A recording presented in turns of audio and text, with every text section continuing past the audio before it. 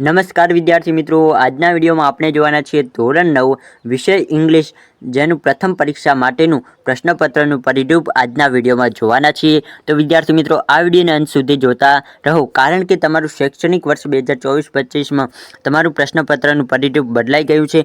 એટલે જો તમારે પ્રથમ પરીક્ષામાં સારી રીતે તૈયારી કરવી હોય તો તમારે માટે આ વિડીયો ખૂબ જ હેલ્પફુલ થવાનો છે।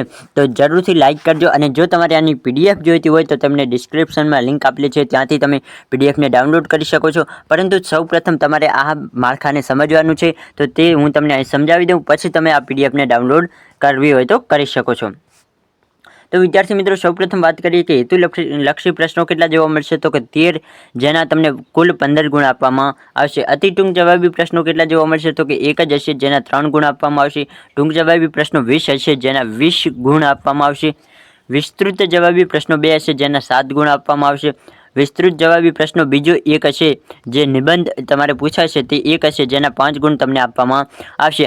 આમ તમારે 37 પ્રશ્નો તમારા પ્રશ્નપત્રમાં હશે, જેમાંથી તમને 50 ગુણ આપવામાં આવશે। તમને અંગ્રેજીના પેપરમાં કોઈપણ પ્રકારના વિકલ્પો આપવામાં આવતા નથી કે આટલા પ્રશ્નો લખવા કે આટલા નહીં, એટલે 37 પ્રશ્નો હશે, જે 37ના જવાબ તમારે લખવાના રહેશે। આગળ વાત કરીએ તો કે વિભાગ દીઠ ગુણભાર જોઈએ, તો કે વિભાગનું નામ તો કે રીડિંગ કોમ્પ્રેહેન્શન, તેમાં મેઇન ટેક્સ્ટ બુક અને પ્લસ પોઈમ એ બંનેથીને 12 ગુણનું પૂછવાનું છે।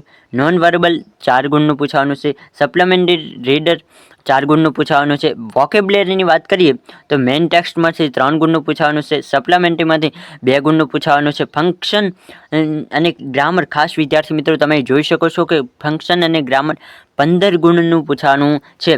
રાઇટિંગ વિભાગની વાત કરીએ તો તેમાં પેરેગ્રાફ રાઇટિંગ અને ઈમેલ રાઇટિંગ બંનેથીને 5 ગુણનું પૂછવાનું છે। પિક્ચર ડિસ્ક્રિપ્શન તે તમારે 5 ગુણનું પૂછવાનું છે। તો આ રીતે તમારું પેપર તમને જોવા મળશે। અહીં સંપૂર્ણ માળખું પણ આપેલું છે કે સેક્શન એમાં તમને શું જોવા મળશે, જેમ કે પ્રશ્ન 1 થી 8 છે કે reading comprehension extract based main text, એમ એ 8 ગુણનું પૂછવાનું છે। વિભાગ એ કુલ 10 ગુણનો જોવા મળશે। વિભાગ બી 10 ગુણનો, વિભાગ સી પણ 10 ગુણનો, તમારે લગભગ બધા વિભાગ 10 ગુણના, એટલે કે 5 વિભાગ હશે, જેના 10 ગુણો આપવામાં આવશે। આમ ટોટલ 50 ગુણનું પેપર તમને જોવા મળશે। તો વિદ્યાર્થી મિત્રો, લગભગ તમારે નિબંધ નથી પૂછવાનો, પિક્ચર ડિસ્ક્રિપ્શન અથવા તો ઈમેલ પૂછવાનું છે।